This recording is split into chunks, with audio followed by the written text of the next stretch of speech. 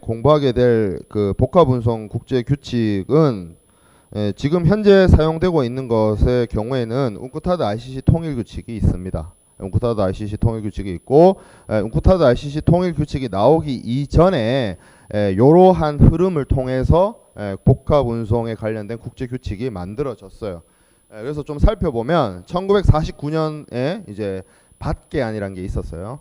그런 게 있었는데 뭐 거의 뭐 조상님 격이죠. 조상님 격이었다가 동경 규칙 뭐 이런 것도 있었다가 TCM 조약안이란 게 1970년에 나오게 됩니다. 그리고 이제 ICC 인커텀스와 UCP 600을 만든 ICC에서 만든 통일 규칙이 나왔고, 그리고 위에 보면 웅크타드가 있습니다. 웅크타드는 유엔의 산하 조직이에요. 그래서 여기서 만든 MT 조약이라는 게 또 1980년에 나오게 됩니다.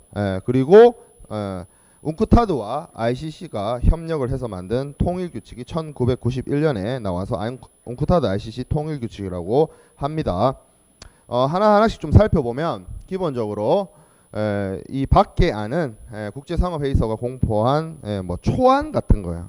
복합운송의 이제 태동기였기 때문에 뭐 제대로 된 그런 것들은 없었고, 또 국제해법학회 여기서 만든 도쿄 규칙이란 게 있습니다. 그리고 뭐 해사기구라든지 유럽의 경제위원회라든지 뭐 이런 곳에서 처음 협의를 통해서 만든 국제물품 복합운송 조약이 1970년에 나옵니다. 이게 이제 여기 보면 국제물품 복합운송 조약 해놓고 네 번째 줄에 쭉 있는데 느낌상 영어가 아니죠. 그래서 뭐 어떻게 읽는지 잘 모르겠어요.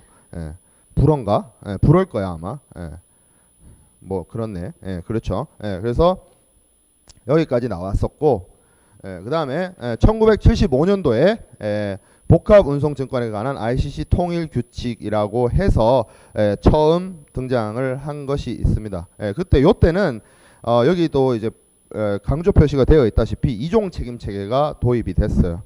이종 책임 체계가 도입이 됐지만 잘 쓰이지 않고 있다가 1980년에 웅크타드가 아니라 유엔에서 제정한 유엔 국제물품 복합운송 조약이 등장하게 됩니다.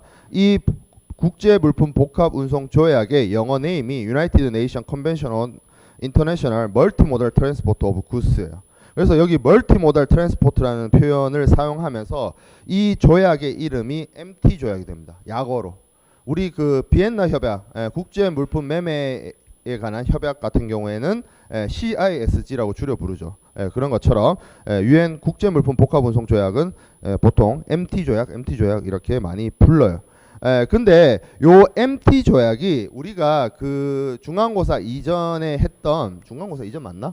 중간고사와 중간고사 이후에 걸쳐서 했던 함부르크 규칙 있죠. 함부르크 규칙. 그 함부르크 규칙하고 내용이 굉장히 많이 유사합니다. 왜냐하면 형제야. 비슷한 시기에 만들어졌어요. 함부르크 규칙하고 이 MT 조약이 거의 비슷한 시기에 거의 비슷한 재정 주체에서 부모님이 같아요. 그래서 비슷한 내용을 담고 있습니다.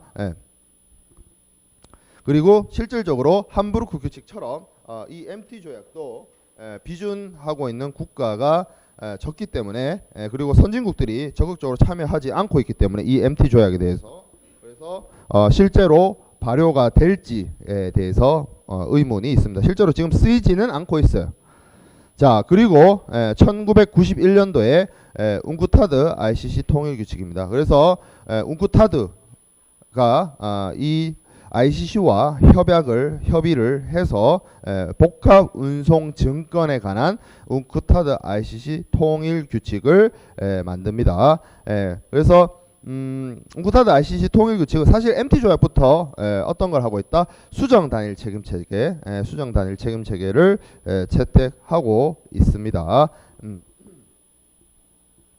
자, 그리고 이 실제로 이 웅크타드 ICC 통일 규칙은 지금 현재 복합 운송에 사용되고 있는 국제 규칙이라고 할 수가 있어요. 왜 그러냐면 이게 뭐 국가들이 이제 비준하고 안 하고 이런 문제가 아니라 여기 보면 마지막 단락에 국제 운송 주선인 협회라는 곳이 있어요. 예, 뭐 이거를 피아타 뭐 이렇게 얘기를 합니다. 그러니까 프라이 포워더들의 세계적인 모임, 이렇게 생각을 하면 되는데 여기에서 나오는 국제 운송 주선인 협회의 통일 선화증권, 여기 보면 네 번째 줄에 피아타 MTBL이라는 거 있죠.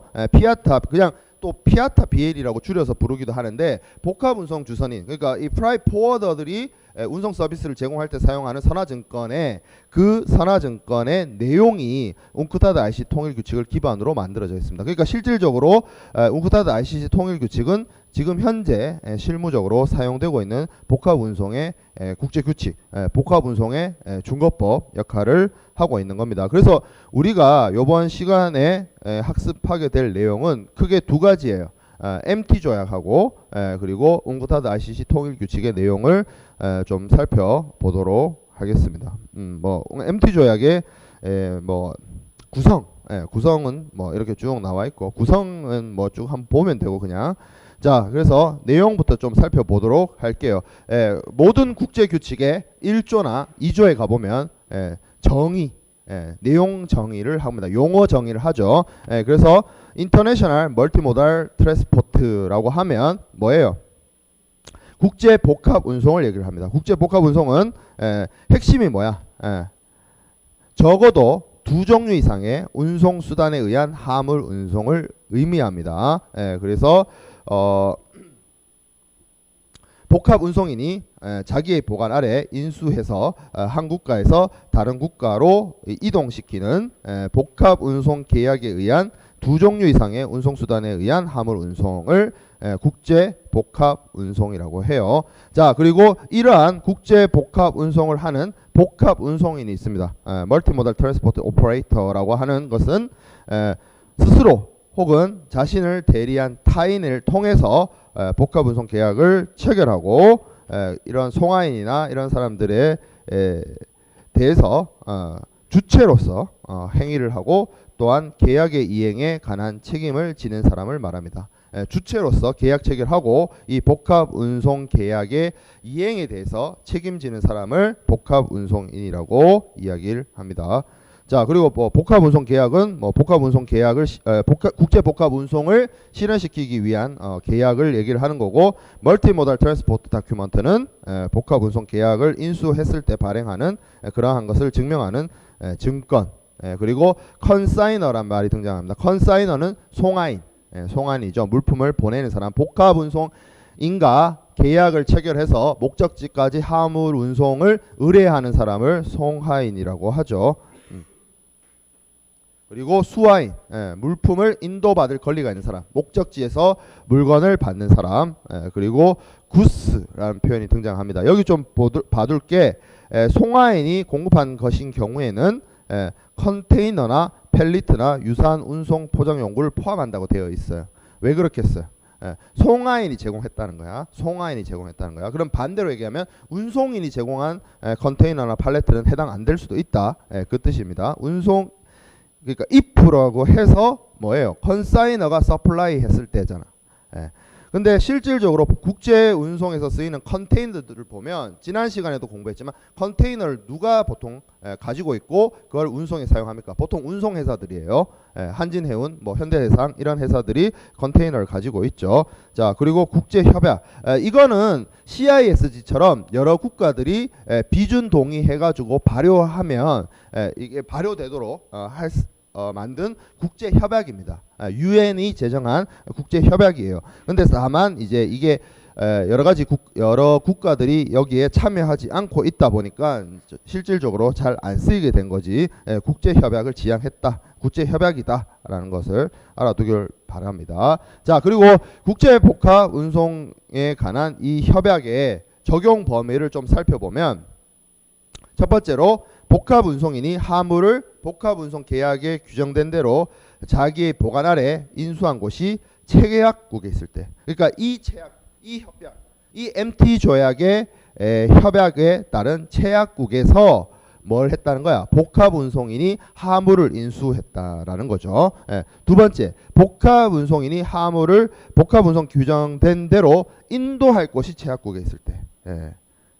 이러한 경우에 물품을 인수한 곳과 물품을 인도한 곳이 이 MT 조약의 제약국인 경우에 이 MT 조약이 적용이 됩니다.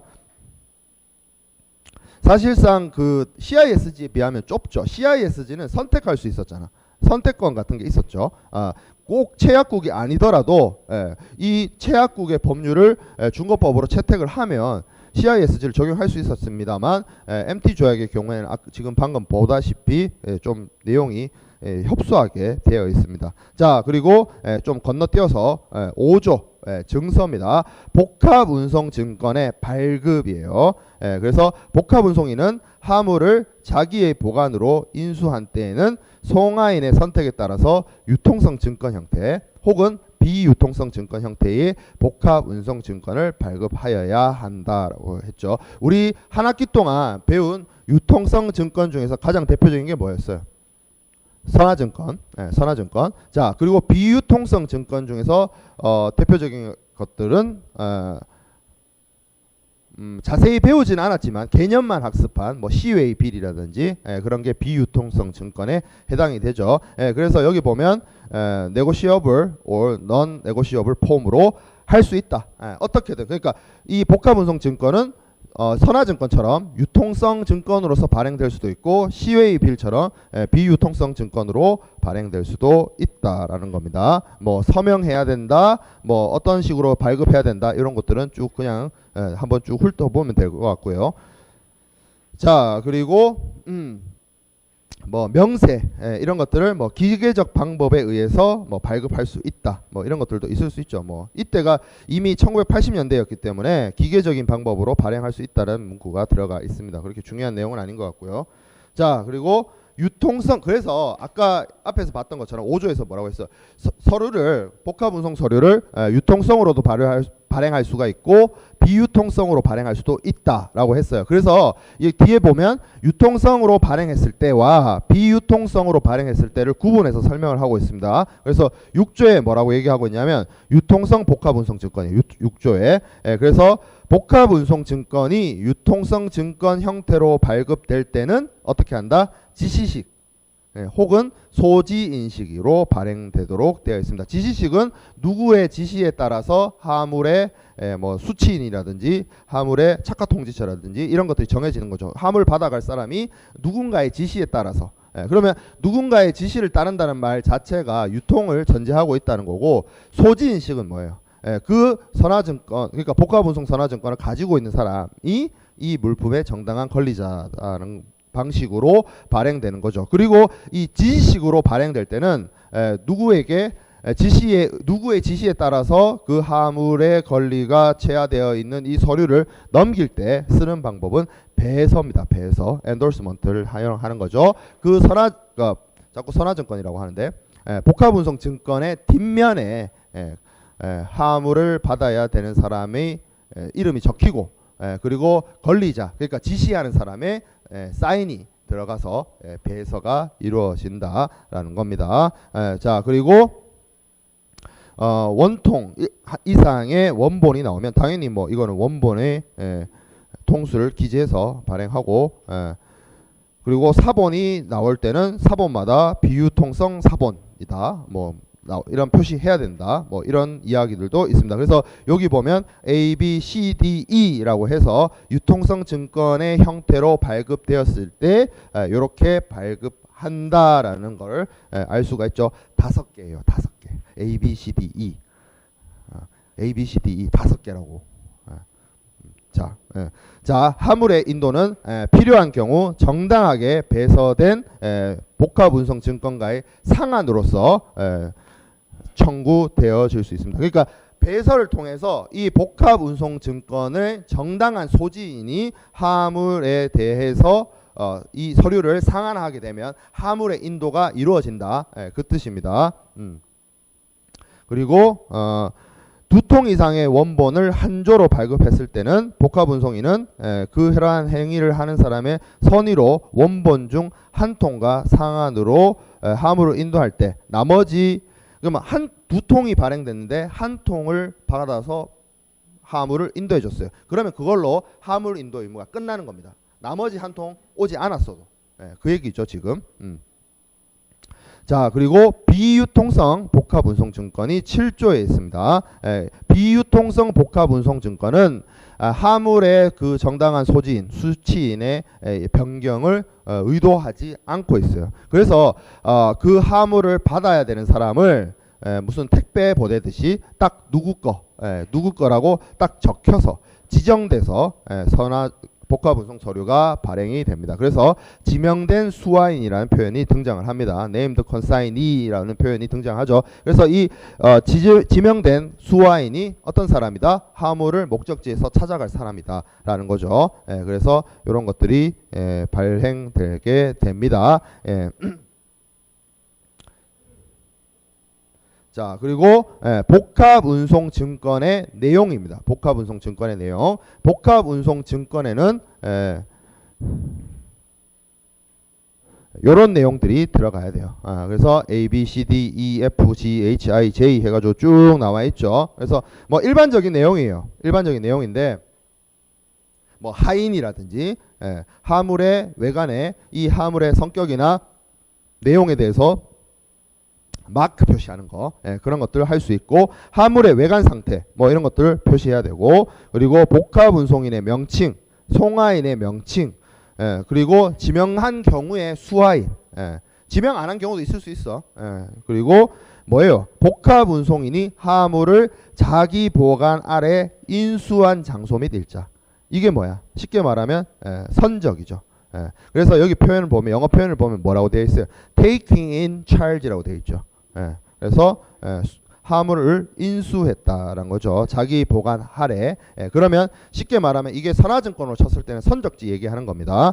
그리고 화물의 인도지, 화물을 인도할 곳, 그리고 화물을 인도할 날짜, 그리고 복합운송증권의 발행 날짜 이런 내용들이 들어갑니다. 그리고 한적을 하는 경우도 있을 수 있죠. M에 보면 예정된 운송 경로, 운송 수단 및 복합운송증권이 발급 시 알려진 경우에 한적지도 기재를 하도록 되어 있어요. 그래서 여기 보면 핵심은 수취하는 장소, 인수하는 장소와 인도해주는 장소 FG 그리고 한적지 이런 내용들이 복합운송증권에 담겨져 있어야 됩니다. 이런 내용들. 자, 그리고 복합운송증권상의 유보라고 되어 있어요. 유보. 이게 쉽게 말하면 권리를 그대로 내버려 둔다, 남겨둔다, 뒤로 밀어둔다, 뭐 이런 이런 이야기였어요. 그래서 복합운송증권의 유보라고 하는 것은 뭐냐면 화물이 실제로 그 포장이나 계품의 숫자나 수량에 대해서 실제로 그렇게 화물이 인수되었는지에 대해서 복합운송인이 확실히 그걸 판단을 못해요. 확인을 못해. 그러면 어떻게 한다? 그러한 확인에 대해서 이거 난 아직 확인 못했는데 라는 식으로 유보를 해두는 거죠. 이게 그 비슷한 얘기가 우리가 함부르크 규칙이나 이런 거 얘기할 때 그런 얘기 했었어. 부지 조항 그런 내용 했었죠. 그러니까 화물을 받은 대로 난 받기는 했는데 내가 이 화물 안에 컨테이너 안에 들어가 있는 화물이 그 숫자가 맞는지 그 진짜 그 화물인지 내가 컨테이너를 열어보지 않았으니 내용을 알 턱이 있나 그런 경우에 복합운송인은 이러한 뭐 부정확성이라든지 의심할 이유라든지 이런 것에 대해서 유보를 복합운송증권에 삽입을 해야 됩니다. 그러니까 복합운송증권에 내가 이 컨테이너 안에 있는 화물의 개수라든지 중량이라든지 이런 것들을 확인할 수가 없었고 확인할 방법이 없었다라는 사실을 적어둔다는 거죠. 자, 그리고 확인을 할 수 있었어요. 확인을 할 수 있어. 그래서 확인을 했을 때는 화물의 외관 상태를 기재하지 아니했을 때 화물이 외관상 양호한 상태에 있었다는 것을 기재합니다. 화물이 외관상 양호한 상태다. 쉽게 말하면 뭐예요? 선화증권으로 치면 클린 비엘 얘기하는 거예요. 클린 비엘인 경우에는 기재한 그 기재하지 않았을 때, 그러니까 클린 BL처럼 아무것도 적지 않았을 때가 양호한 상태다, 굿 컨디션이다라는 거죠. 만약에 이러한 그 복합운송인이 복합운송증권의 화물의 외관 상태에 대해서 이러쿵저러쿵 쓰게 되면 전혀 클린하지 않죠. 클로즈한 거죠. 더티한 거죠. 복합운송증권도 사실상 공부를 하다 보면 느끼는 점이 뭐냐면 선화증권의 형식으로 많이 발급이 됩니다. 특히 MT조약상에서는 구체적으로 그런 표현이 등장하지 않는데, 왜냐하면 MT조약은 아까도 살펴봤다시피 유통성으로도 발행할 수 있고 비유통성으로도 발행할 수 있게 되어 있는데, 웅크타드 ICC 통일규칙 가보면 이게 복합운송증권을 선화증권 형식으로 발행을 하려고 하는구나 라는 게 보여져요.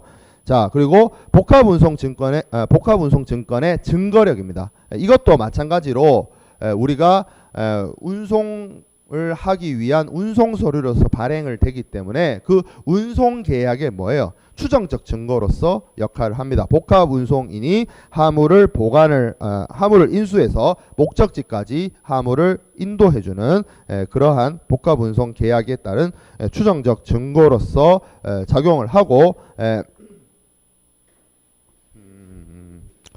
자, 그리고 B항에 있는데, B항이 뭐 그렇게 중요한 건 아닌데 이거 내용 자체가 어려울 수 있어요. 그래서 이게 무슨 얘기냐면 화물이 이렇게 인도가 되잖아요. 유통성에 의해서 화물이 인도가 됩니다. 처음에 선적을 했을 때 송화인에서 뭐 은행을 통하든지 아니면 뭐 다른 사람을 통해서라든지 목적지에 도착해서 화물의 수화인에게 넘어가게 됩니다. 그러면 수화인에 넘어가게 되면 그 사람이 이제 정당한 권리자가 되는 거죠. 그러면 정당한 방식으로 유통증권에 의해서 이 복합운송증권을 인도받은 수화인에 대한 권리에 대해서 복합운송인이 거기에 반하는 행동을 못하는 거예요.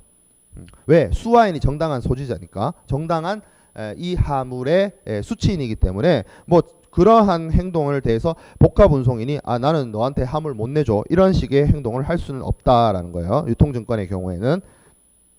자, 그리고 의도적으로 부실 기재하거나 기재의 누락에 대해서 책임, 복합운송인이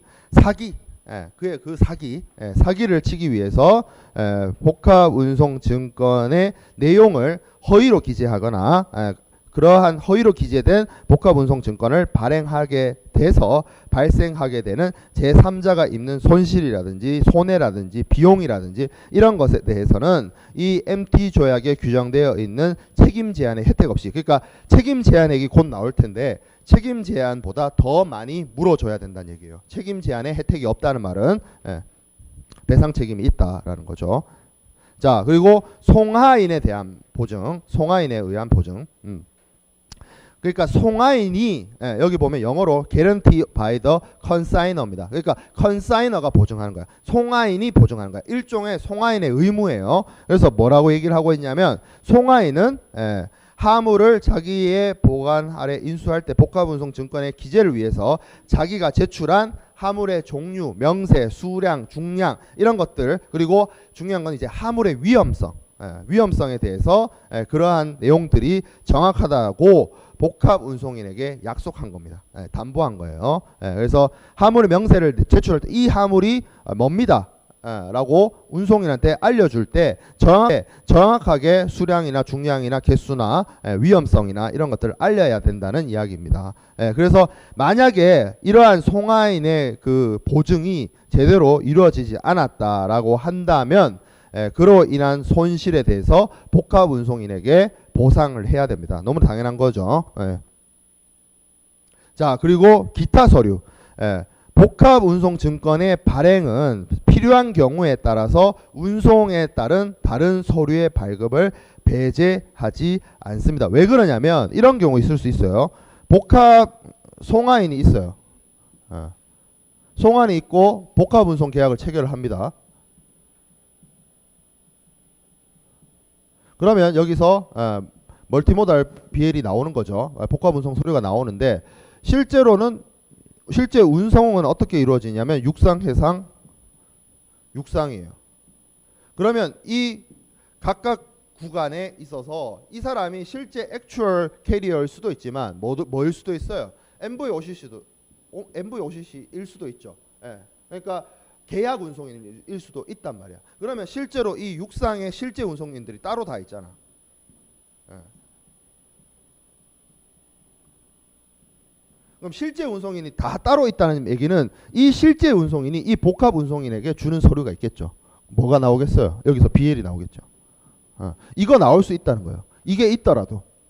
그걸 전제로 하겠죠. 이게 지금 복합 운송이니까 복합 운송인은 두 종류잖아. 실제 운송인도 있고 계약 운송인도 있잖아. 그럼 계약 운송인이라는 말은 소위 말해서 자기의 하청업자들, 실제 운송인과의 계약을 통해서 복합 운송을 진행을 하는데 그러면 실제 운송인들이 발행해주는 운송 서류가 나올 수 있다는 거예요. 그리고 그런 서류가 나오는 것이 그 자체가 복합 운송 증권의 어떤 성격이나 성질에 영향을 미치지 않습니다. 왜냐하면 어차피 이 복합 운송인은 이 계약 운송 실제 운송인들하고의 계약을 통해서 복합 운송을 진행을 하는 거고, 이 전체 과정에 있어서 발행하는 뭐 책임이라든지 이런 것들에 대해서는 복합 운송인이 책임지는 거기 때문에 누구한테 송하인을 향해서 책임지는 거기 때문에 상관이 없다. 그렇죠. 이 두 사람의 관계에 있어서 여기서 나오는 개별적인 서류는 의미가 없다. 그 얘기입니다. 자, 그리고 책임 기간. 복합 운송인의 책임 기간이에요. 그래서 복합 운송인의 이 화물에 대한 보관부터 그리고 인수한 때부터 화물을 인도한 때까지의 기간에 영향을 미칩니다. 그래서 보면 여기 보면 the time he takes the goods in his charge to the time of their delivery라고 되어 있어요. 그 보면 쉽게 말해서 장소적 개념이 아니에요. 이때까지 우리가 해상 운송 규칙에서 보면 뭐 선적했을 때부터 양육할 때까지, 뭐 창고에서부터 창고까지, 포트에서부터 포트까지 여기였는데, 복합 운송에서는 뭐라 그래? 복합 운송인이 화물 걷어간 때부터 화물을 인도해 줄 때까지야. 그래서 장소적 개념이 아니라 복합 운송인이 화물 인수 시부터 인도할 때까지의 기간으로서 복합 운송의 책임 기간을 정하고 있다. 복합 운송에서는. 자, 그리고 복합 운송인의 여기 보면 요 위에 그리고 요거를 실무적으로 적용을 할 때 복합 운송인의 보관 기간이란 건 어떻게 보는지가 여기 보면 A, B에 나와 있습니다. 그래서 A의 경우와 B의 경우가 있는데 좀 살펴보면 A는 복합 운송인의 화물을 송화인 또는 송화인에 가름하여 행위를 하는 사람, 이런 사람으로부터 인수한 때죠. 인수한 때. 그리고 B에 보면 복합 운송인의 화물을 수화인에게 화물을 교부함으로써 끝난다라는 거죠. 그래서 A에서부터 B까지입니다. A에서부터 B까지. 그래서 화물을 A에 있는 것처럼 송화인이나 송화인에 가름하는 사람으로부터 화물을 인수를 해서 B, 복합 운송인이 수화인에게 화물을 교부하거나 아니면 그 나라에 적용되는 법률에 따라서 인도지에서 수화인의 처분으로 넘겨줄 때 화물의 그 복합 운송인의 책임 기간이 이루어집니다. 요렇게 그러니까 개념적으로 위에서 이렇게 선언을 해놓고 요 선언된 기간의 세부적인 내용을 A, B에 나눠서 설명하고 있습니다. 자, 그리고 복합 운송인, 그리고 사용인, 대리인, 그 밖의 사람에 관한 책임. 복합 운송인은 직무의 범위에 있어서 그 복합 운송인의 사용인이나 하청업자죠, 대리인이나 이런 사람들에 대해서 이행에 대해서 책임을 집니다. 그러니까 자기 그 복합 운송인의 그 사용인이나 대리인이 어떠한 행동을 했거나 아니면 어떠한 행동을 하지 않았을 때 자기는 어떠한 행동을 했다는 거고 부자기는 어떠한 행동을 하지 않았다는 거예요. 그러한 것에 대해서 책임을 진다는 거죠. 누가? 복합 운송인이. 그래서 as if such act and omission이라고 되어 있는데 act가 자기고 omissions가 부작입니다. 여기에 대해서 책임진다. 누가? 복합 운송인이. 그 얘기를 하고 있습니다. 그 사용인이나 대리인에 대해서. 자, 그리고 책임 원칙이 나옵니다. 책임 원칙. 복합 운송인의 책임 원칙이요. 복합 운송인의 책임 원칙. 복합 운송인은 화물의 멸실, 훼손 또는 인도 지연된 원인으로서 운송인의 보관 기간, 아까 봤던 기간, 화물의 인수부터 화물의 인도까지 그 기간 동안 일어난 때의 멸실, 훼손, 멸실 훼손으로 되어 있네. 그리고 지연으로 인해서 생긴 손실에 대해서 책임을 집니다. 그러나 복합 운송인이 자신 또는 그 15조는 아까 봤던 그 사용인이나 대리인 말하는 거예요. 자신이나 사용인이나 대리인에 의해서 사고 및 그 결과를 방지하기 위해서 합리적으로 요구되는 모든 조치를 취했다는 것을 증명한 때는 그러하지 않습니다. 여기 지금 볼드가 빠진 게 증명한 때야. 증명한 때까지 강조 표시하세요. 자, 그러면 요거를 쉽게 얘기하면 뭐예요? 첫 번째 위에 있는 말은 뭐라고 얘기하고 있어요? 복합 운송인의 책임 기간이 뭐예요? 여기서 인수해서 여기서 인도해 줄 때까지죠. 송하인으로부터 아까 봤잖아. 14조에서 A가 뭐였어요? 송하인으로부터 인수했을 때, 그리고 수하인에게 인도해 줄 때, 여기까지가 복합 운송인의 책임 기간인데, 요 보관 기간 동안 일어난 멸실 손상 지연에 대해서 누가 책임진대? 복합 운송인이 져요. 복합 운송인이 져요. 그러면 근데 복합 운송인이 무조건 책임을 지면 곤란하니까 자기가 최선을 다했고 이것이 자신은 최선을 다한 결과에 의해서 자기가 어찌할 수 없는 결과로서 발생한 하물의 멸실 손상이라고 생각이 된다면 그 자신의 결백을 입증하라고 되어 있어요. 이걸 뭐라고 하냐면 우리가 공부했습니다. 뭘 공부할 때? 함부르크 규칙 공부할 때 했어요. 뭐예요? 이거는 가실 책임 추정주의야. 일단 뭐다? 복합 운송인의 책임으로 봅니다. 헤이그 규칙이나 헤이그 비스비 규칙에서는 뭐라 그랬어요? 상당한 주의 의무를 기울이면 된다라고 되어 있었고, 그 상당한 주의 의무를 기울였는지 아니었는지의 여부는 운송인이 증명하는 것이 아니라 하주가 증명하는 것이었어요. 근데 함부르크 규칙에 와서는 뭐라 그랬어요? 일단 하주보다는 운송인이 너 잘못으로 보고 너 잘못이 아니었을 때는 너가 입증해. 이거였잖아. 그거하고 같아요. 그러니까 이 운송인의 책임 원칙에 있어서 함부르크 규칙하고 MT 조약이 같아요. 실질적으로. 왜? 부모님이 같고 태어난 시기가 같거든. 형제야. 그래서 비슷한 시기에 이루어진 국제 협약이기 때문에 함부르크 규칙하고 이 운송인의 책임의 원칙이 같습니다. 자, 인도 지연. 그리고 헤이그 비스비 규칙 때는 인도 지연에 대한 얘기가 없었는데 뭐 함부르크 규칙부터는 뭐 있었어? 인도 지연이 들어갔잖아. 마찬가지로 MT 조약에서도 인도 지연을 운송인의 책임으로 보고 있어요. 그래서 하물이 명시적으로 합의된 기간이 있으면 그 기간 내에 아니면 그러한 합의가 없었다라고 하면 여기 나와 있는 것처럼 합리적으로 요구되는 기한 안에 하물을 인도하지 않으면 인도 지연으로 봅니다. 그리고 인도 기한을 경과했을 때로부터 90일 내에 하물이 도착하지 않으면 하물이 없어졌다라고 보는 겁니다. 이 말은 거꾸로 하면 예를 들어서 지금 5월 26일이죠. 5월 26일까지 하물을 인도하는 기한이에요. 그래서 이 기한 안에 하물이 도착하지 않았어. 그러면 뭐예요? 인도 지연이에요. 근데 5월 26일부터 달력으로 연속되는 날짜에 의해서 90일이 지났어요. 그러면 그건 뭐다? 인도 지연이 아니고 하물의 멸실이야. 그렇게 본다는 얘기예요. 이 말 뜻이. 자, 그리고 원인의 경합. 하물이 멸실 손상이 났는데 기본적으로 이 MT 조약이 뭐예요? 가실 책임 추정 원칙이잖아. 그러니까 뭐예요? 일단 운송인의 잘못으로 보는데 운송인이 가만히 들여다보니까 일부는 내 잘못이 맞는데 일부는 또 내 잘못이 아니야. 그러면 입증을 하게 되면 여기 나와 있죠. 프로브스 증명하게 되면 누가? 복합 운송인이 증명하게 되면 자신의 책임이 있는 부분에 한해서만 자기가 책임을 질 수가 있습니다. 그래서 이제 원인이 경합한다는 거야. 그러니까 하물의 멸실 손상 지연을 끼친 영향이 이유가 여러 가지다. 여러 가지라면 복합 운송인은 자기의 잘못에 대해서만 책임을 질 수도 있다. 그리고 그런 걸 하려면 여기 표현되어 있다시피 증명해야 돼요. 자기 자신을. 자, 그리고 책임 한도액. 920 SDR입니다. 하나의 포장물이나 적재 잔이당 920 SDR, 그리고 무게로 봤을 때는 킬로그램당 2.75 SDR입니다. 제일 많아요.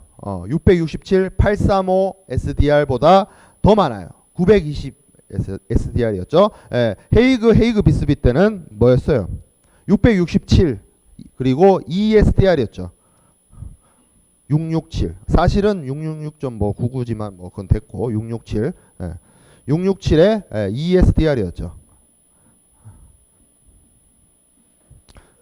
킬로그램당 요거는 한 유닛당. 근데 요게 함부르크 규칙 가서 뭐였어요? 835로 바뀌었죠. 그리고 2.5로 바뀌었죠. 이게 또 MT 조약 와서 여기 나오는 것처럼 920 920이고 2.75로 바뀝니다. 킬로그램당 이거는 한 유닛당. 점점 늘어나죠. 점점 늘어납니다. 자, 그리고 18조의 2항은 뭐예요? 컨테이너와 관련된 겁니다. 그래서 컨테이너나 팔레이트나 기타 이와 유사한 운송 용구에 하물 집적이 되어 있고 그 하물의 집적에 되어 있는 단위가 나와 있으면 그 단위로 보는데 그런 단위가 표시가 되어 있지 않으면 컨테이너나 펠리트 그 자체를 운송 용구 그 자체를 하나의 적재 단위로 본다는 거죠. 이거 함부르크 규칙에 있었죠. 그 내용 똑같은 내용이에요. 똑같은 내용 하고 있어요. 그리고 여기 보면 18조 2항 B호는 무슨 얘기냐면 복합 운송인이 소유하거나 공급한 것이 아닌 운송용구. 그러니까 복합 운송인이 제공한 운송용구가 아니야. 그러면 송화인이 가져다 온 운송용구라는 거죠. 그러니까 컨테이너 그 자체를 운송인이 제공한 것이 아니라 송화인의 것으로서 사용을 했다면 이 컨테이너 그 자체도 하나의 화물 단위로 본다는 얘기예요. 이것도 똑같이 함부르크 규칙에 있었던 내용입니다. 자, 그리고 책임 한도에서 보면 여기서부터가 이제 중요한데 18조 3항을 볼게요. 18조 3항의 1, 2항 그러니까 1, 2항이 요 앞에 있는 거죠. 920 SDR, 2.75 SDR 얘기하는 거하고 컨테이너에 관련된 내용을 이야기하는 거에 따라야 함에도 불구하고 국제 복합 운송이 계약에 의해서 내수 혹은 해상 운송을 포함하지 않는 경우에요. 그래서 시나 인랜드 워터웨이에서 복합 운송이 이루어지지 않을 경우에는 어떻게 얘기를 하냐면 그 책임 한도액이 다릅니다. 책임 한도액이 바뀌어요. 뭐라고 바뀌느냐? 총 중량 킬로그램당 8.33 SDR입니다. 8.33 SDR.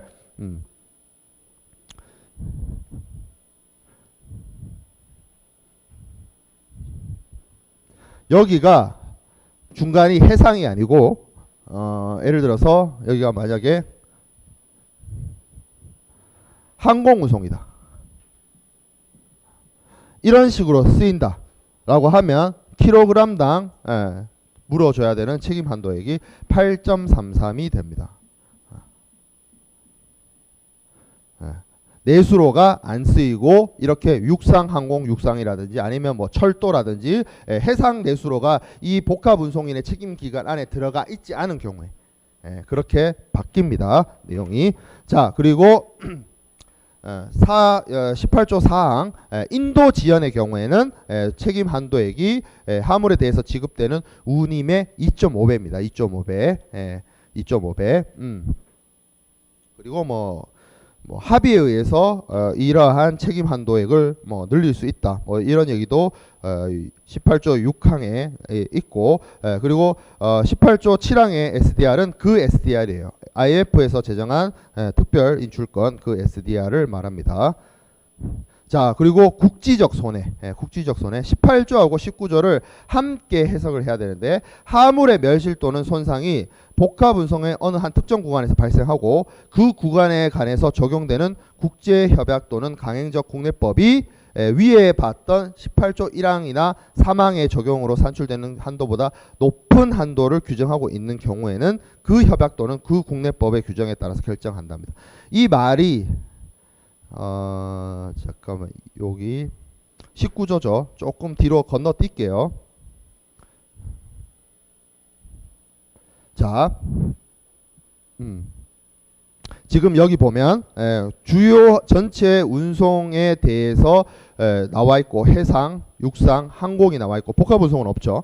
그리고 이 해상, 육상, 항공에 있어서 국제법 혹은 이제 중거법 역할을 하는 협약 이 적혀져 있습니다. 해상 운송은 뭐야? 헤이그 룰, 헤이그 비스비 룰, 그리고 함부르크 규칙, 그리고 육상 운송의 경우에는 도로의 경우에는 CIM, 철도에 의한 경우에는 CMR이 있고, 항공 운송의 경우에는 뭐 바르샤바 컨벤션도 있는데 사실상 몬트리올 프로토콜, 몬트리올 개정서가 실제로 지금 쓰이고 있기 때문에 지금 현재 그러면 해상의 경우에는 여기 600 이거 함부르크 규칙은 안 쓰이잖아. 헤이그 비스비만 쓰인다 그랬잖아. 그러면 해상 운송에 적용되는 거는 667 SDR하고 2의 SDR이 되고, 육상의 경우에는 17 SDR하고 8.33 SDR이 있습니다. 자, 그리고 항공 운송의 경우는 17 SDR이야. 이 얘기가 뭐냐면, 지금 여기서 아까 국지적 손해라고 했죠. 그래서 사고가 났는데 그 사고가 어디서 정확하게 났는지를 알아요. 예를 들어서 그러면 항공운송 구간에서 사고가 났다고 칩시다. 그러면 항공운송 구간에서 받을 수 있는 운송인의 책임 한도에는 저기 나와 있는 것처럼 킬로그램당 17 SDR이에요. 그럼 17 SDR이고 아까 18조 1항, 2항, 3항에서 살펴봤을 때 운송인의 책임 한도액은 뭐였어요? 여기 있죠. 920 SDR, 킬로그램당 2.75 SDR. 그리고 해수로가 안 쓰이면 요 2.75가 뭐로 바뀐다 그래서 8.33이죠. 그러면 요 8.33 SDR하고 17 SDR하고 비교했을 때 어디가 커요? 17이 크죠. 산수 그러죠. 그러면 뭐 적용한다? 이거 적용한다는 얘기예요. 어떤 사고가 어디서 났는지 딱 정확하게 알아. 그러면 근데 그 구간이 어디야? 항공운송이야. 그럼 항공운송에서 항공운송인이 제공해주는 책임 한도액이 17이야. 근데 MT 조약에서의 최고 한도액은 8.33이야. 혹은 2.75거나. 그러면 높은 거 적용해주겠다는 거야. 그 얘기입니다. 이게 왜 여러분들 왜 해상이 빠졌을 때 이 8.33이 되는 줄 알아요? 왜 8.33으로 했을까? 해상이 없을 때, 그럼 요거 해상 운송 빠졌을 때 육상하고 항공만 있잖아. 육상하고 항공 이거는 안 쓰이거든. 그러니까 쉽게 말하면 요거 쓰이는 거예요. 해상이 없다고 쳤을 때. 그러면 요거 중에서 제일 낮은 금액이 뭐야? 8.33이죠. 그래서 이렇게 되는 거야. 이 숫자가 왜 등장을 했냐면 해상이 없다라고 하면 육상하고 항공 운송밖에 없는데 육상 항공에서 적용되는 국제 규칙의 책임 한도액 중에서 제일 낮은 게 8.33인 거야. 그러니까 자동으로 그냥 8.33 해주는 거야. 만약에 쉽게 말하면 이 규정이 없다 하더라도 그냥 이것만 요렇게만 규정이 920하고 2.75만 되어 있다 하더라도 이거 빼고 요거 세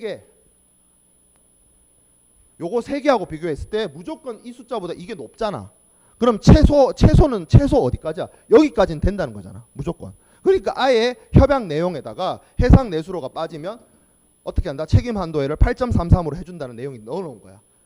그래서 해상 내수로가 지금 우리 MT 조약 말고 웅쿠타드 ICC 통일 규칙 가도 똑같은 얘기가 등장하거든. 해상 내수로가 빠지면 해상 운송을 전제하지 않으면 수상 운송을 전제하지 않으면 운송인의 책임 한도액의 숫자가 바뀝니다. 어떤 바뀐다? 육상이랑 항공만 적용을 했을 때 가장 적은 책임 한도액 8.33으로 바뀐다는 얘기가 들어오는 거예요.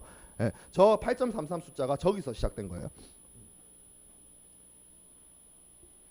다시 내가 지금 목 상태가 좀 안 좋아가지고 미안해요. 자, 20조 계약 외적 책임. 이 협약에서 정하는 모든 항변이나 한도는 소송에 의한 것이든 계약에 의한 것이든 복합 운송인에 대한 모든 소송에 적용이 됩니다. 이 협약에 대한 책임에 관련된 내용에 있어서 소송에 적용이 되는데, 자, 그리고 이 항은 화물의 멸시 손상에 대해서 복합 운송인의 사용인, 대리인 이런 사람들의 어떤 직무의 범위에서 일어난 것인 경우에는 그 협약의 내용에 대해서 복합 운송인이 주장할 수 있는, 그러니까 복합 운송인이 원용한다는 말이 복합 운송인이 이 협약, 이 MT 조약상에서 어떤 자신의 권리나 이런 것들로 인해서 이용하는, 원용하는, 사용하는 어떤 항변, 한도, 이런 것들을 이용할 수 있다. 그러면 여기서 말하는 복합 운송인이 원용할 수 있는 책임에 관한 한도가 뭐예요? 대표적인 게 920 SDR이죠. 920 SDR. 요 한도까지만 물어준다. 이런 것들을 어떻게 한다고? 두 번째 줄에 복합 운송인의 사용인이나 대리인에 의해서 뭐 소송이 제기되거나 했을 때도 저 복합 운송인의 사용인이나 대리인들 들도 이 920 SDR을 주장할 수 있다. 그 얘기입니다. 이 긴 문장의 함축적인 의미가. 자, 뭐 배송받을 수 있는 초객은 협약에 규정된 책임 한도를 넘길 수 못한다. 뭐 당연한 이야기고, 계약 외적인 책임. 자, 그리고 책임 제한의 권리 상실. 자, 그래서 여기 보면 멸실 손상 인도 지연을 복합 운송인이 일으킬 의도를 갖고 혹은 무모하게 복합 운송을 함에 있어서 무모하게 행동을 했다는 거죠. 복합 운송인이. 그리고 멸실 손상이 일어날 것이라는 것을 알면서 했어요. 쉽게 말하면 이제 고의 중과실인 거죠. 이거를 이제 어려운 말로 고의 중과실이라고 하는데, 고의 중과실에 의해서 하물이 멸실 손상이 되면 복합 운송인은 책임 제한의 이익을 갖지 못한다. 그러면 쉽게 말해서 요 920 SDR, 2.75 SDR을 주장할 수 없다는 뜻이에요. 이거보다 더 많이 물어줘야 된다는 거야. 그 이야기입니다.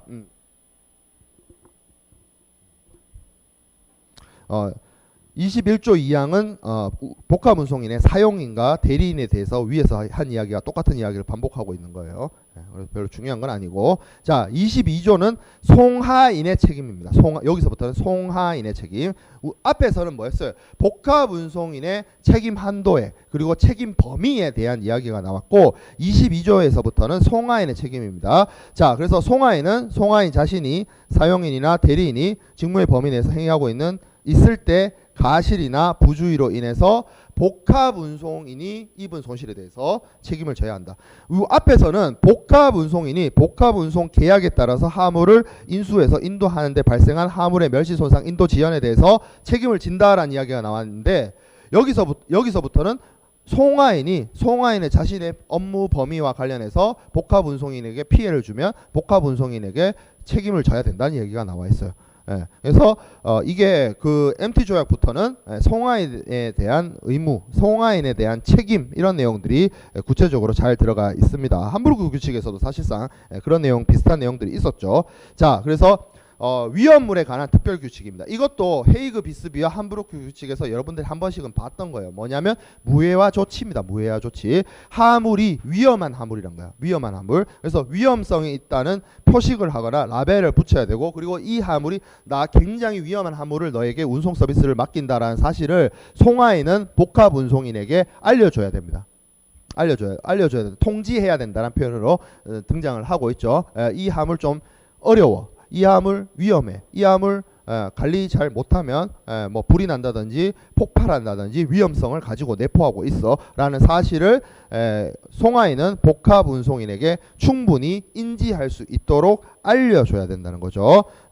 자, 근데 여기 중간에 23조 2항의 하나 둘 셋 넷 다섯 번째 줄에 송하인이 그와 같은 조치를 취하지 못했고, 그러니까 통지를 안 했어. 그리고 복합 운송인이 하물의 위험성에 관해서 인지하고 있지 아니한 경우에는 어떻게 한다?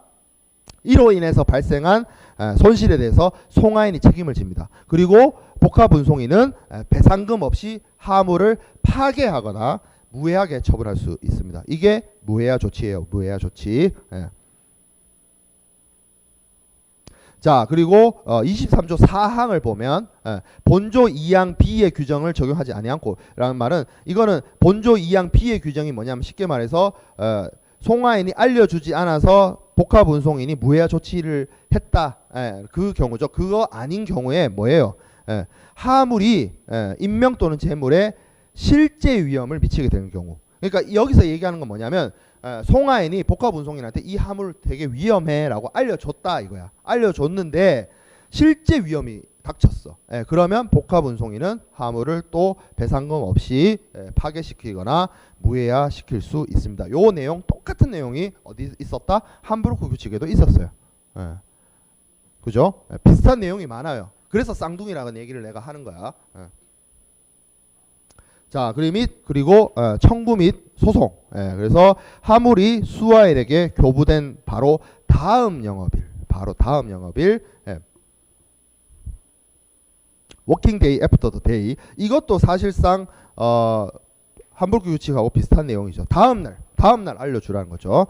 그러면 그 하물에 어떻게 멸실이 있다든지 손상이 있다든지 이런 사실에 대해서 하물의 그 이러한 상태에 대해서 문제가 있다라고 판단이 된다라면 수화인은 하물을 교부받는 날로부터 다음 날까지 알려줘야 됩니다. 그리고 멸실 손상이 외관상 확인이 어려운 경우에는 하물이 수화인에게 교부된 날로부터 연속된 6일이에요. 연속된 6일. 연속된 6일에 의해서 통지가 이루어져야 됩니다. 위에는 다음 영업일이라고 되어 있어요. 그러면 내가 금요일 날 물건을 받았으면 월요일 날이 되는 거예요.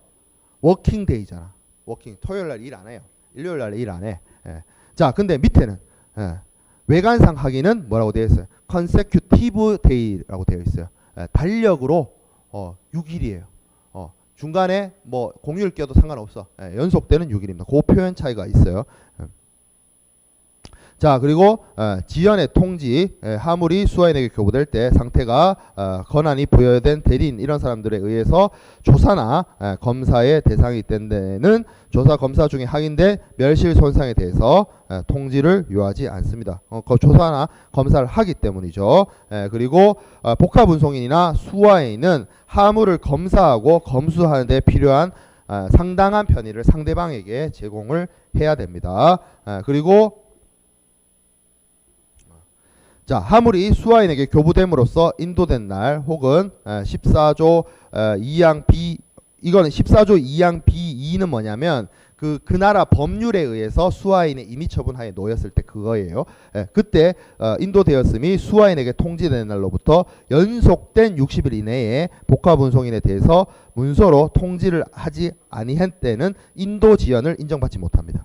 그러니까 인도지연이 이루어졌어. 내가 5월 26일까지 하물이 왔다면 5월 26일로부터 연속되는 60일 이내에 뭘 해야 된다? 하물 안 왔어. 이야기를 해야 된다. 그리고 여기 연속된 60일인데 연속된 90일이 지나면 아까 얘기했죠. 뭐예요? 멸실이로 본다. 라는 거죠. 60일 안에 하물 안 왔어를 얘기하라. 이 얘기예요.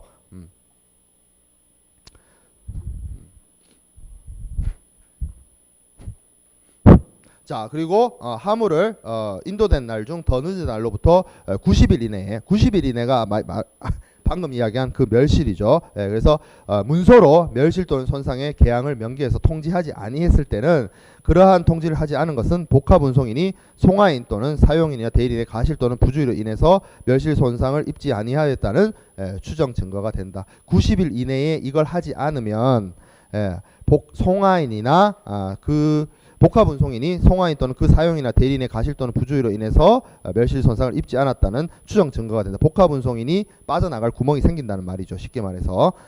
자, 그리고 본조 2항, 5항, 6항에 규제된 통지 기간이 인도지의 영업일이 아닌 날에 만료되는 때는 다음 영업일로 연정된다. 쉽게 말해서 여기 보면 60일까지 통지를 하도록 되어 있는데 그 60일째가 공휴일이야. 그러면 그 다음 영업일이죠. 워킹데이. 워킹데이. 그래서 딱 봐도 왼쪽에 그 볼드 표시되어 있는 애들이 보면 워킹데이로 쓰이는 애들도 있고 컨세큐티브 데이로 쓰이는 날도 있고 애들도 있고. 그죠? 더 이상 설명 생략. 자, 25조 제소의 제한. 이거는 소송입니다. 소송. 헤이그 비스비 규칙 때는 1년이었어요. 함부르크 규칙에 와서는 2년이 됐죠. 쌍둥이니까 여기도 2년이에요. 2년. 그래서 뭐 그 내용은 한번 쭉 읽어보면 이건 뭐 함부르크 규칙에서 다 했던 내용이니까. 뭐 그렇죠.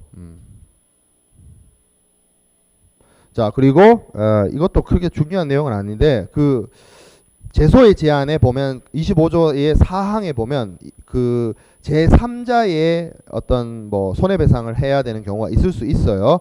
그런 것 때도 90일 미만의 기간을 그러니까 2년이 넘었다 하더라도 2년이 넘어갔다 하더라도 구상 청구 소송이 쉽게 말하면 그거야. 제3자 그 청구권, 제3자에 대한 청구 소송이에요. 그래서 전제항이란 말이 뭐냐면 앞에 요거 2년에 의해서 2년 안에 소송 제기하라는 제한 기간의 만료 후에도 제3자에 대한 손해배상을 할 경우가 있다라고 한다면 기간을 연장시켜 줄 수 있다라는 거죠. 그리고 그 최소 기간은 90일이다. 90일의 기간이다. 이거는 사실상 헤이그 비스비부터 있던 내용이야. 헤이그 비스비 때도 있었고 함부르크 규칙에도 있었고 그거였죠. 내가 그 송하인이나 수하인으로부터 운송 서비스를 제공을 제대로 못했다는 사실에 대해서 이제 소송을 제기를 받았는데, 알고 보면 내 잘못이 아니라 제3자 잘못이 있어서 나도 소송을 걸어야겠어 라고 했는데, 이 소송이 그 송하인이나 수하인이 2년이 거의 다 돼가지고 소송을 제기하다 보니까 내가 마땅히 소송을 제기할 기간이 없었다. 그러면 그 연장시켜 줄 수 있다라고 했죠. 그 내용들이 여기에 제소의 제안의 25조 사항에 있는 내용입니다. 자, 그리고 26조는 재판 관할걸. 뭐 중요한 내용은 아니에요. 이제부터 26조부터 뒤에 나오는 것들은 뭐 그렇게 중요한 내용이 아닙니다. 이렇게 복합 운송을 함에 있어서 목적지에 도달을 했을 때 하물의 멸시 손상 같은 것들에 대해서 소송을 진행을 할 때 그 소송을 진행하는 재판 관할은 어디에 있느냐? 뭐 보면 뭐 피고의 뭐 거주지 뭐 이런 얘기를 하고 있죠. 복합 운송의 계약의 체결지, 그리고 하물을 인수한 곳이나 인도지, 뭐 그리고 복합 운송 증권으로 증명되는 그 밖의 장소, 뭐 이런 식으로 A, B, C, D 라고 나와 있습니다. 여기도 4개예요. 4개. 자, 그리고 뭐 재판 관할과 관한 뭐 해석과 관련된 내용들이 쭉 이어지고, 요건 뭐 이런 내용은 스킵을 할게요. 자, 그리고 중재. 소송에 할 수도 있지만 중재에 의해서 이 분쟁, 복합 운송과 관련된 분쟁을 해결할 수도 있습니다. 그래서 분쟁을 중재에 의해서 문서로 합의가 되어 있다면 중재에 의해서 문제를 해결하겠다, 분쟁을 해결하겠다라는 내용이 문서로서 증명이 되는 경우에는 중재, 아비트레이션으로 문제를 해결을 할 수 있습니다. 그래서 중재 절차는 신청인의 선택에 의해서 다음 장소 중에 하나에서 제기돼야 됩니다. 영토 내에서, 일국 내 영토 내에서 소재하는 경우에는 피신청인의 거주지, 그리고 복합 운송의 체결지, 그리고 복합 운송의 화물을 인수한 곳, 인도한 곳, 그리고 중재조항 및 중재계약에 의해서 목적을 위해서 지정된 곳. 그러니까 중재는, 소송은 얘기했던 것처럼 뭐 거주지라든지 뭐 계약 체결 장소라든지 화물의 인수 뭐 이런 장소였다면, 중재는 기본적으로 뭘 해야 되냐면, 여러분, 중재 문헌이라는 게 있어야 돼요. 그러니까 문서로서 분쟁이 해결하면 우리가 중재로 해결을 하겠다라는 내용이 계약에 들어가 있어야 돼요. 그게 물품 매매 계약도 마찬가지고 이런 운송 계약에도 마찬가지예요. 그래서 상학 시간에 이거 중재론을 배웠으면 이해가 쉬울 텐데, 중재는 이런 중재 문헌 삽입이 없으면 중재로 가는 것에 대해서 강제적이지 않습니다. 그러니까 중재 문헌이 삽입돼야고 양 당사자가 이 중재의 합의에 의해서 합의가 이루어졌을 때는 중재 판정으로 분쟁 해결을 하겠다라는 게 강제적이 돼요. 그러면 이 중재 문헌이 삽입될 때 그냥 양 당사자가 분쟁이 발생하면 중재에 의해서 문제를 해결을 하겠다는 내용만 들어가는 게 아니라, 중재를 하게 되면 어느 곳에서 중재를 해결하겠다고 하는 이 중재에 대한 뭐예요? 중재 판정부, 이런 것들에 대해서 나와 있습니다. 그 쉽게 말하면 우리나라로 치면 대한상사중재원에 의해서 문제를 해결하겠다.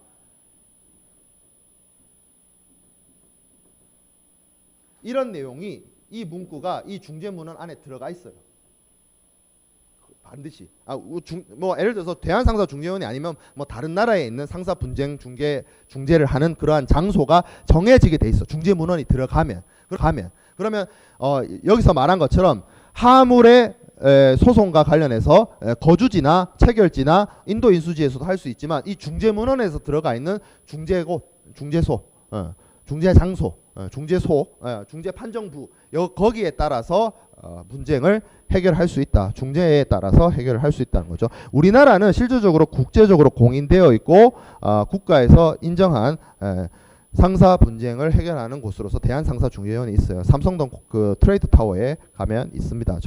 저것이 그 관련된 내용이고. 자, 그래서 MT 조약에 대해서 이제 주요한 내용을 잠깐 요약하고 잠깐 쉴 텐데, 복합 운송인의 책임과 관련해서는 얘기를 했습니다. 가실 책임 원칙 맞아요. 운송인이 잘못한 게 있으면 책임을 져. 근데 일반적인 헤이그 비스비에서 봤던 그냥 단순한 가실 책임이 아니고 추정주의야. 가실이 있다라고 일단 봐. 누가 가실이 있다고? 운송인이 가실이 있다고 먼저 봐요. 그 다음에 운송인 네가 아니라고 생각이 되면 네 스스로가 증명을 하면 면책이 되는 방식으로 나와 있습니다. 자, 그리고 복합 운송의 책임 기간은 장소적 개념이 아니라고 했어요. 운송인이 하물을 수령한 때부터 인수한 때부터 하물을 인도한 때까지의 기간이 복합 운송의 책임 기간입니다. 그래서 수령이란 하물을 송화인에 가름해서 행동을 하는 사람으로부터 인수하는 거. 그리고 인도라는 것은 여기 보면 하물을 수화인에게 교부할 때, 그리고 또 뭐 있었어요? 그 나라 법률에 의해서 하물이 수화인의 임의처분하에 넘겨질 때, 그리고 인도지의 법령에 의해서 당국이나 기타의 제3자에게 하물이 인도될 때가 인도입니다. 그래서 요 세 가지. 그래서 수령과 인도가 복합 운송의 책임 기간에 해당이 된다. 요 내용은 14조에 있었어요. 그리고 책임 체계는 봤다시피 수정 단일 책임 체계를 선택을 해서 복합 운송인이 전 구간에서 단일의 책임을 집니다. 근데 단일의 책임을 지는데 구간마다 조금 한도액이 달라요. 뭐가 달라? 한도액이 다른 거야. 책임 한도가 다른 거야. 책임 한도가 다릅니다. 그래서 여기 보면 쭉 적용을 하는데, 멸실이나 손상이 손해 발생 구간이 판명이 되지 않은 경우에는 동조약에 있는 내용, 그러니까 920 SDR, 2.75 SDR을 적용을 하고 손해 구간이 어디서 손해가 났다라는 게 명확하게 판정이 되는 경우에는 그 해당되는 국제규칙과 여기 920 SDR, 2.75 SDR 중에 높은 것을 선택합니다. 그래서 얘기했다시피 사고가 항공 운송을 하는 도중에 발생했다라고 하면 17 SDR을 적용하니까 920 SDR이나 2.75 SDR보다 높다. 그래서 17 SDR 적용을 한다는 거고, 사고가 육상이든 항공이든 육상이든 어디서 났는지 잘 모르겠어. 장소를 모르겠어. 그러면 그냥 920 SDR, 2.75 SDR을 적용을 합니다. 그리고 또 뭐가 있었어요? 해상에서 운송이 이루어지지 않아. 복합 운송의 책임 기간 동안 해상이 없어. 그럼 뭐 적용한다? 8.33 SDR을 적용한다. 그래서 킬로그램당 8.33 SDR. 그래서 이 전체 운송 구간에 대해서 복합 운송인이 단일의 책임을 제공하는 건 맞지만 어떤 게 다르다? 운송 구간에 따라서 그 책임 한도액, 책임 배상의 한도가 달라요. 다른 걸 적용하고 있어요. 그러니까 완전한 형태의 단일 책임 체계가 아니고 뭐다? 수정된 단일 책임 체계입니다. 완전한 형태의 단일 책임 체계라면 이 운송 구간 상관없이 똑같이 배상해 줘야지. 그건 아니다. 그건 실질적으로 불가능하다. 왜 실질적으로 불가능하죠? 지금 보다시피 육상 운송 구간의 책임 한도액도 다르고 항공 운송 구간의 책임 한도액도 달라요. 그리고 해상의 경우에는 아까 여러분들 봤다시피 667 ESDR이야. 그러면 만약에 이게 진짜 그냥 단일 책임 체계, 수정 단일 책임 체계가 아니고 그냥 단일 책임 체계라면 복합 운송인은 송화인한테 920 SDR을 물어주고 복합 운송인은 실제 운송인한테 667 SDR을 받아야 되는 상황이 발생하게 되잖아. 그냥 단일 책임 체계만 적용하게 되면.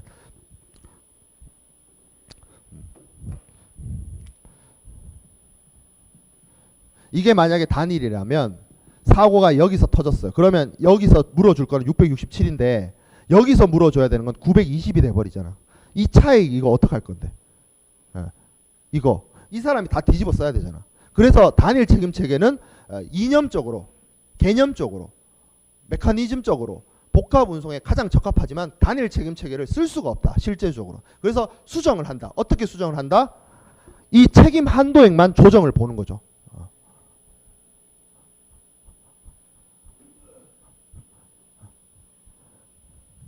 그래서 손해 발생 구간을 모르면 그냥 920.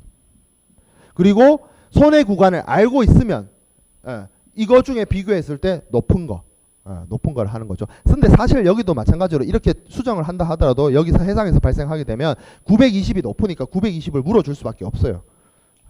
물론 그런 문제가 있어. 그래서 안 쓰여요. 사실 그래서 안 쓰여. MT 조약이 안 쓰이는 이유가.